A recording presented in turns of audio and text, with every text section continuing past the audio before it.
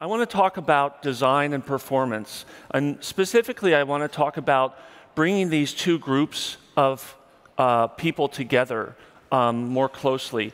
If people are familiar with Velocity, it's the conference I co-chair, also run by O'Reilly. The word DevOps came out of Velocity. We started that about 8 years ago, where we saw what I think is a very similar situation, where back then, there was this wall between developers and operations. There wasn't a lot of communication. There wasn't a lot of skill sharing across that wall. And it really led to less robust, more fragile web applications, internet systems. And we wanted to solve that. And I think Velocity has done a lot to help solve that problem. And DevOps is a really popular catchphrase right now. There's different slides up here. They look really good, actually. We should switch to this one. So I think there's a similar situation with design and development, and specifically in development performance, because performance and design have a strong interaction with each other. And yet, if I talk about bringing designers and developers together, this might be the picture that comes to mind for what happens at your company, minus the pillows, right? It isn't true everywhere. I did a talk last night at Big Commerce, and they have the designers sitting with the front-end team, and that's the model we want to get to, and that's what I'm going to talk about today. But at a lot of places still, there's this wall that exists between these groups. And I want to talk today about why and how to bring those groups together. I mentioned I just switched to this new company, Speed Curve. It's just two of us, myself and Mark Zeman. Unfortunately, he's in New Zealand. This is a picture of us when we relaunched the company a month ago in his backyard, which, no joke, is a jungle. And unfortunately, so we make a really interesting pair. Of course, I've done a lot with development and performance. Mark is a career designer. He ran a creative agency. He was a designer for years, creative director, taught at New Zealand's most famous design school.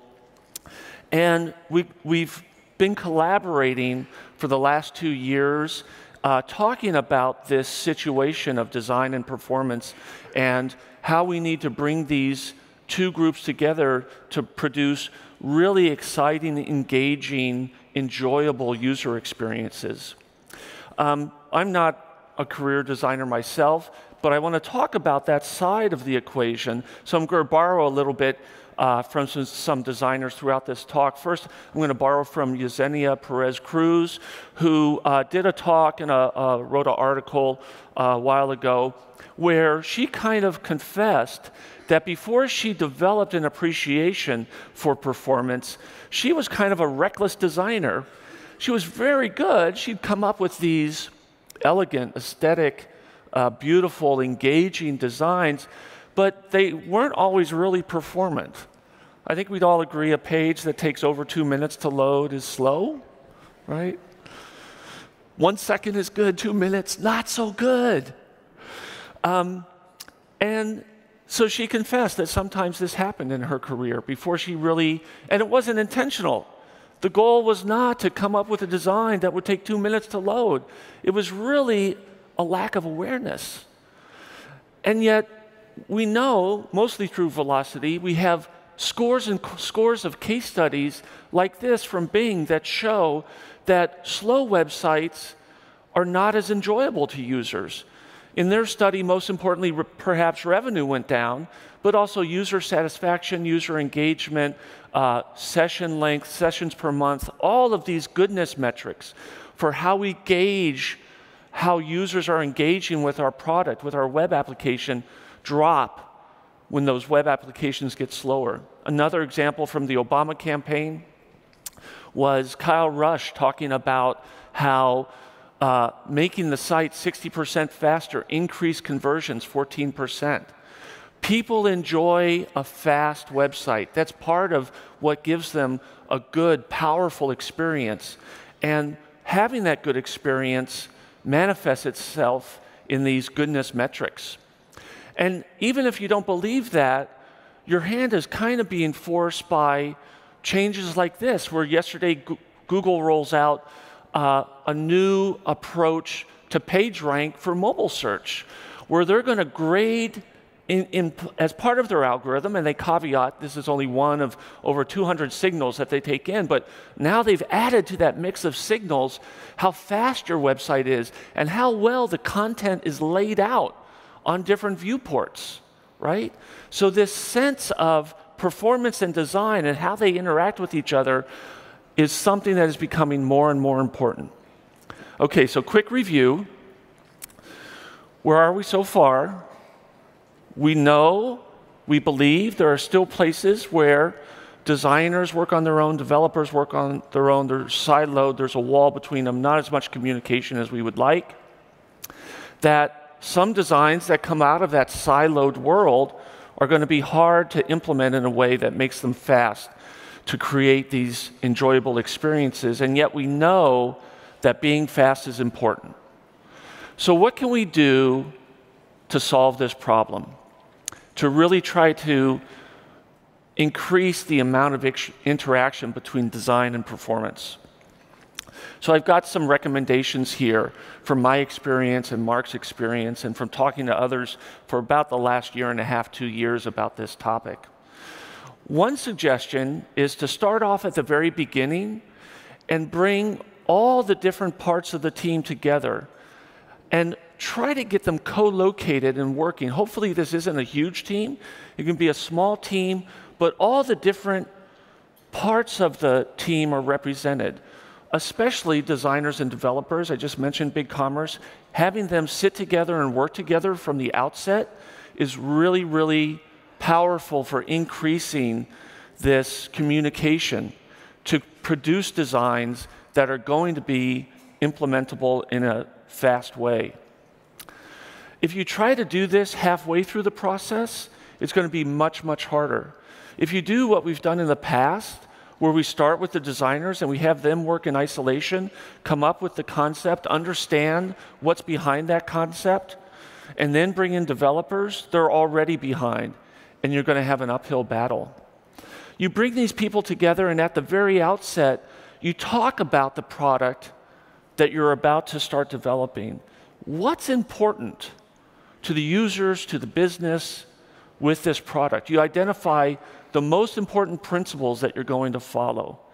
This sounds to me really abstract, so I just wanted to throw up an example from Mark's experience at his most recent design agency. This was a New Zealand news website where it was really geared towards mobile. Bite-sized chunks of data, articles that were small, easily consumed in less than a minute. And so if people are doing this, trying to consume these bite-sized chunks of information on a mobile device, it's going to have to be fast. And so they specifically call out in these guiding principles performance objectives. So for the folks in the room who represent probably more likely the developer side of this equation, this is where you come in. Is it's your responsibility to make sure that the team is thinking about performance and articulates that in a way that is actionable. Another thing you want to do is to start working with a prototype as early as possible. We don't want that old approach of mock-ups and designs in Photoshop. Right away, try to start working with code. And work with real, it might be stubbed out, but real data sources, real news stories or news bites. You can have that stubbed out, but you're seeing what the data actually looks like and issues with format or speed that might come up. And you can have meetings like this, situations like this, where you have someone from product, someone from design, and someone from development all sitting together talking about different ideas. And with the tools we have now, opening up dev tools and actually changing the DOM live to see what those different designs look like. You have this prototype, and from the very beginning, you can start measuring performance, right? And if you have those in place, you can start creating the dashboards, you can start putting them up on the wall. And initially, the prototype is very rough and it's not telling you that much, but as you go on and you add more and more content and design to this prototype, you're going to start getting an idea of where you're going to bump into a wall and start thinking about how you're going to address that, right? So you have these metrics in place early on, and you have these guiding principles, and that can help you do something that's gained a lot of popularity in the last year or so, and that's defining performance budgets. This is a screenshot. All of the beautiful screenshots you see are going to be from SpeedCurve today. We have a way of implementing a performance budget, tracking that, get alerts about that. So I thought this is a real customer's dashboard, and the metric they chose to set a performance budget on was the start render time. And you can see that they're actually having a pretty hard time staying within their budget, but they are able to do that, and maybe they're trying different things to get under that line as they go along, and they can track that progress. Another good way to track that progress, if you have these metrics in place, is to surface them live in the page. Typically, so this is an example from Etsy, who does great work with performance. Typically what you're going to do, and I've been at several companies that have had these kind of in-page metrics, typically what you're going to do is you're going to restrict that to the employees or the team members. And you can do that with like an internal IP check. But putting these in the page, it's going to make it that it's a constant reminder to the team of how performance is going. And you can see here, they even have a budget, they call it an SLA, about back-end time. The back-end time here is that long blue bar, where typically that blue bar should be under 200 to 400 milliseconds, and here it was much longer than that. And they surface it in red, and they call it out as exceeding their budget, their target for that. You're gonna have a lot of metrics that are in the page, and you should basically think about anything that's in the page, any metrics that you have that are likely being beaconed out to Omniture or Google Analytics or Impulse, that you should have a way to surface that to the team members inside the page. You could do it with fixed visual assets like this. I find a lot of times that there's a lot of data in the page, and I'll create bookmarklets. They're very lightweight, easy to do. I know JavaScript. Hopefully you do too. That's why you're here. And then I'll share that bookmarklet with the people on the team. And so it makes it really easy when you load a page and something looks unusual or it took a really long time to load the bookmarklet and see all the metrics that have to do with that page's performance. So I've talked a lot about metrics, but not specific metrics. And this is a really important point that I hope everyone here is on board with. But if not, let me re-emphasize it. This is an article I wrote 2 years ago. The industry standard for performance is page load time, window.onload time. And the reason for that is it's a really great, easy metric to track. From the very beginning, all browsers had a window.onload handler, so it's got wide support. And it's implemented in a fairly standard way across all browsers, and there's been some improvements to that in the last 5 years. But the other thing is, 10 years ago when the industry moved and adopted page load time as the standard performance metric, we were in the Web 1.0 world, where pages were simply images and text. And so knowing when all of those things had been downloaded was a pretty close approximation to what the user was seeing. This is what we're really trying to do with these performance metrics, is we're trying to proxy what the user experience is. And in the Web 1.0 world, window.onload was a pretty good proxy for that. But it's not in the Web 2.0 world, where we have a lot of JavaScript and CSS and dynamic behavior and preloading and lazy loading and proactive loading. So we need to move away from window.onload as the standard performance metric. To really emphasize that, I'm going to give an example of 2 of the world's most popular web applications. The first is Gmail. We can all do the collective groan now. Oh. So this is what Gmail looks when the onload fires. obviously the page is not ready, the content is not there. And yet onload has fired. It's not until about a second later that we get a majority, 98% of the pixels above the fold actually present and rendered. So if here you were tracking window.onload, your metrics would be telling you an overly optimistic story. You would think you were doing pretty well when actually it's worse than that. Now on the flip side, we could look at Amazon. I don't know about you, but I think of Amazon pages as being pretty bloated, right? They have a lot of content on them, all that cross-selling and reviews, and yet the above-the-fold content reaches the 99% mark at just 2 seconds. But it's not until 8 seconds later that the onload fires. And so if you were the team responsible for this page and you were tracking page load time as your primary performance metric, it would be way too critical a reflection of the work that you were doing, when in actuality, the Amazon team is doing an amazing job.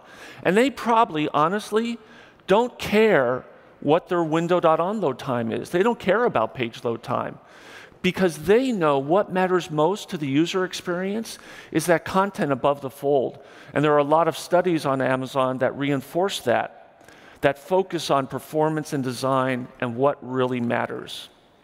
So we need to get better metrics that more closely approximate the user experience. Now, I chose this slide, this photo specifically, because you notice it's not a bullseye. Until we get those JavaScript event handlers inside of people's brains, I think there's a talk about that later today. That's a joke. Until we can somehow, and actually it's probably not that far away, track what people are really thinking and experiencing inside their heads, that's what we're really trying to do, is capture the user's perception. But we can't do that right now, so we have to have these proxies. And window.onload is just not a good proxy. It's way off the mark. We need to find metrics that are closer to that mark, right? So what are those? Web page test, the best performance tool in the world. You can see it started about 8 years ago. I love web page tests. I use it all the time. In fact, SpeedCurve is built on top of web page test. I use web page tests. I talk to Pat Meenan almost every day. You can see, just out of for historical reasons, page load time is still the first metric that is listed. And in fact, when web page test selects a median or sorts the results for running a URL multiple times, it sorts it based on page load time, even though we know that that's not the best metric. But web page test has also really pioneered the focus on metrics that have more to do with the user experience and rendering. So here you can see it also has start, render, and speed index. And these are the kind of metrics that really need to be tracked. And you could see from the speed curve chart that we had before, and that customer is a very advanced, good tech shop, some people really know that these are the metrics that we should be tracking, that we should be watching. What's speed index? This is something that Pat Meenan, the web page test creator, invented. It's now kind of the industry standard for how to capture a rendering experience more accurately. Here's a long description. There's a URL. These slides will be up on my website. They're already there now, in fact. So you can download them. You don't have to copy it or anything. It's this area above the curve. To me, it's kind of hard to understand when I read this description. So here's how I think of it. Think of all of the pixels above the fold on a timeline. At the beginning, there are no pixels that are rendered. At the end, all of the pixels above the fold have been rendered. At some point in that timeline, the median pixel was rendered. That time is the speed index value. The speed index value is actually a number of milliseconds. So for this Amazon page, those pixels above the fold, we saw that the above the fold time was about 2 seconds.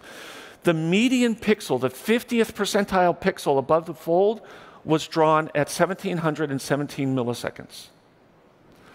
So that's, it's kind of like using a median or average. It's good to have a histogram of numbers, but if you have to try to capture that rendering experience in one number, speed index is a great number to do that. Another thing that web page test pioneered was the use of film strips. You can see one film strip at a time when you run a test in web page test, or you can go back later and select multiple of them and ask to view those together. In SpeedCurve, we do that for you automatically. We make it really easy. So here is what we call our responsive design dashboard, where we've taken the URL that you've asked us to test, and we've drawn it at 6 different viewport sizes, from phone to large desktop. And you can see 2 things here. You can see how the page is rendering over time, the speed of rendering for those different viewports. And we also emulate different connection speeds, and so you can you'll have a slower speed, a 3G connection on the mobile device and the tablets. But you can also see the layout of the design, and you can see if the design is a responsive design. In this case, it is. And this is the thing that Google is talking about with their changes to the PageRank for mobile search algorithm that they launched yesterday. They want to see that the design adapts for these different viewports and that it performs and loads quickly. So if a picture is worth 1,000 words, a video is worth 1,000,000 words, in web page test, you can view these page load sequences side by side. And if you show this to your boss or a designer or the team, it really brings home the difference in performance and user engagement for a fast and slow website. Another thing, and actually the final thing I'm going to talk about today, but I really, really want to focus on, is custom metrics. What do I mean by this? We have some metrics, like start render and speed index, that have an a priori definition across all URLs, across all websites. And that's good, it's great for comparisons, but every website is different. And you, the team that owns that website, you know that website best. And so what you need to figure out is, what are the most important design elements in this page to satisfy our user and business goals, and how do we measure those? It's great to use the a priori metrics as you're just getting started, but what you really want to do as you're getting further into designing and developing this product is track metrics on what matters most to the user in your web application. So the way to measure these things is with the user timing spec, and I'm going to talk about that in a minute in a little more detail. And the beauty of using user timing is it's an industry standard from the W3C. A lot of browsers support it. There's a very easy shim that's very accurate for browsers that don't support it, like Safari. And if you track, basically what it does is you can register time measurements, and that is stored in a very specific place in the browser. And then there are services like SpeedCurve, mPulse, Google Analytics that will automatically look for those metrics. And if they're there, it will surface in your dashboard for those metrics analytics services. Let me give you an example. Again, this sounds kind of hand-wavy. Let's bring it down to a real-world example. This is a very famous post from Twitter about 3 years ago where they talked about their custom metric, time to first tweet. Their team decided that was the most important performance user experience metric to track. So suppose we wanted to do that. Suppose we wanted to track time to first tweet. We've got Eric Lawrence here tweeting at the top of my timeline, and we want to figure out, when does that tweet get rendered? It sounds easy, but it's actually really, really hard. And I'm going to walk through, since we are at a dev conference, I'm going to show some code. The way to figure out when that tweet gets rendered is to focus on the image. So what we really want to do, I'm going to translate this problem into, how do we figure out when an image gets displayed to the screen? So I have this test page, and it's got an image in it, and I've got these 5 techniques for trying to capture when the image is displayed. Now, a little bit more about this page. I know something that affects JavaScript and rendering are scripts and style sheets. So I've put a 3-second script, a script that doesn't return for 3 seconds, and a 5-second style sheet in this page, and I have a 1-second image in it, right? Now I know that this image actually renders after 5 seconds, depending on the backend time, about 5,200 seconds into the page. You might ask, a really good question would be, how do I know that? Because I ran it in web page test. And I looked at the film strip view, and I saw that sometime between 5,200 and 5,300 milliseconds, that image got rendered, the little, in this case, a turtle. Okay, so we know the answer. It gets rendered at about 5,200 milliseconds. Let's try different techniques and see if any of them capture that actual result. So we could use resource timing. The basic functions are get entries by type. Here I'm going to use get entries by name. I'm going to pass in the name of the image. You might have a hero image, or in the example I have 1second.jpg. Whatever the name is, you pass it in. You get back an array of entries that match that. There's probably only one, so you take the first one, and you get its duration property. And we see here that if I ran resource timing on this page, it would tell me the image was there at about 1,500 milliseconds. But we know it wasn't displayed until 5,200.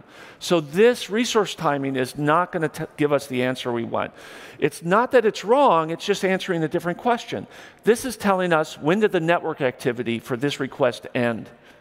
But we want to know when it got rendered. So resource timing is not the answer. I don't know about you, my first guess would be the image onload handler.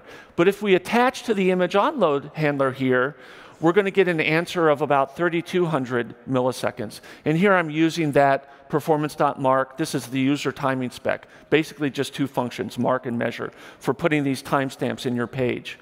So you can mark the time that an image onload fires, but it doesn't necessarily reflect when that image is actually displayed. Why does this fire at about 3 seconds? I've got a 3-second script that's going to block all JavaScript execution in the page, including event handlers. So once that script finishes, the script is executed, and then anything on the queue, including this onload handler, is executed. So the onload handler tells me 3 seconds, but that's not right. So we could try another technique that's been suggested as a mutation observer. It's a longer code sample. This is just a snippet of it. And then in the callback, I can look for the image to see when it has received a change, a mutation. But this tells me about 3 seconds also. Again, it's blocked by the JavaScript, but it's not when the image actually rendered. Another technique would be just to poll every 100 milliseconds and see when is the image's offset height actually set to a positive value. But again, that is going to tell me a time of about 3 seconds, which is wrong. So the only technique that works in this example, which is a real-world example, all pages have blocking scripts and style sheets, almost all pages. I've never seen one that doesn't. So a very simple technique is to put an inline script block following the image tag and just put a mark right there.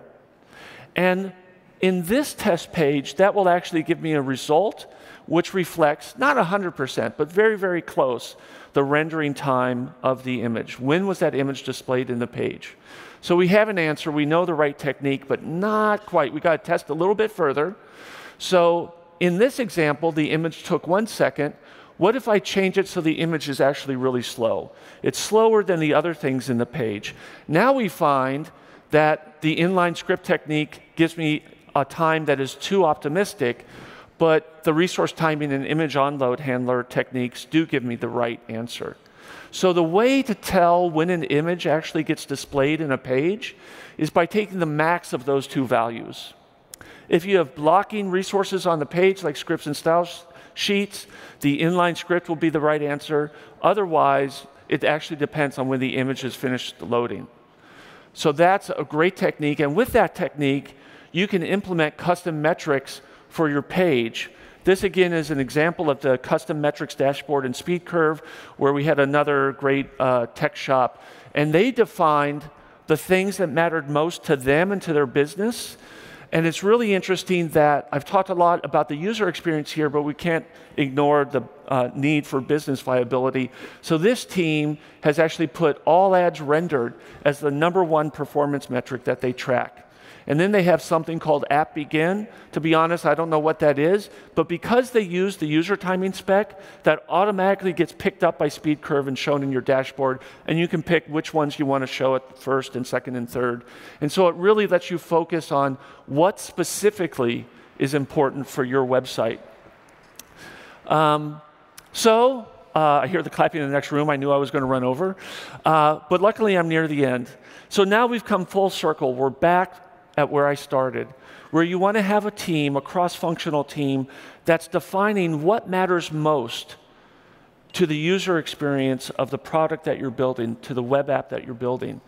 And you want to create metrics, custom metrics, that focus on that. And if you do that, you'll have a better handle on the user experience and the performance of your website. So just a quick summary: small, cross-functional teams, define guiding principles, prototype early, put performance metrics in there as early as possible, try to surface those and set performance budgets, focus on metrics that are closer to a closer proxy to the user experience, focus on visual things that have to do with the rendering and content on the page, and most importantly, focus on custom metrics. If this sounds interesting to you, I really recommend you read Laura Hogan's book, Designing for Performance. I think just like DevOps, we're going to see more and more focus on this. I heard Paul Irish talked about this yesterday. There's a talk right after me today from Divya about getting more crossover between design and development. And if you want to hear more, go to Divya's talk, but I also recommend going to Velocity. And someone in marketing put this link up here that ticket prices go up May 1st. So I think more bluntly, if you're thinking of buying a ticket, buy it before then. And here's a 25% discount code. That's it. Thank you very much.